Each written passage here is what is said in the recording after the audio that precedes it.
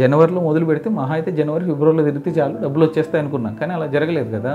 So దాంతో 6 నెలలు కంటిన్యూగా జూలై వరకు తిరుగుతూనే ఉన్నా. సో ఇప్పుడు మనం అంతా తిరిగితే వచ్చింది 25 లక్షలు. ఇందులో మళ్ళీ తిరగడానికి చాలా వరకు అయిపోయింది. ఇంకో వైపు నుంచి ఎంప్లాయీస్ ఉన్నారు, మరి వాళ్ళకి శాలరీలు ఇవ్వాలి. సో వచ్చిన డబ్బులు వచ్చినట్టు అయిపోతూనే ఉన్నాయి. ఇంకెప్పుడు నేను సినిమా తీయాలి? ఇదంతా మీకు ఎందుకు చెప్తున్నాను అంటే, ఏదైతే నేను ఒక టైంని పెట్టుకొని పని చేశానో ఆ టైంకి అనుకున్నవన్నీ జరగలేదు. సో ఇంకా ఇది టైం పెరుగుతుంది. అట్లాగే ఈ తిరిగే ప్రాసెస్లో నేను ఇంకొక గొప్ప విషయాన్ని అర్థం చేసుకున్నాను.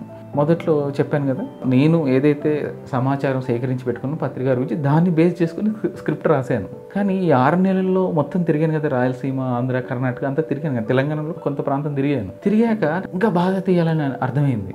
ఇంకా చాలా విషయాలు చెప్పాలన్న విషయం అర్థమైంది. దాంతో నేను స్క్రిప్ట్లో మళ్ళీ మార్పులు చేర్పులు చేయడం మొదలుపెట్టాను. సో ఇవన్నీ కూడా చేస్తూనే ఉన్నా, ఎక్కడ ఆగలేదు, చేస్తూనే ఉన్నాయి. ఇవన్నీ మళ్ళీ స్క్రిప్ట్లో మార్పులు జరిగాయి. ఎన్ని స్క్రిప్ట్లో మార్పులు జరిగినా బడ్జెట్ అదే, బడ్జెట్ని పెంచట్లేదు. బ్రహ్మర్షి పత్రిజీ, బ్రహ్మర్షి పత్రిజీ.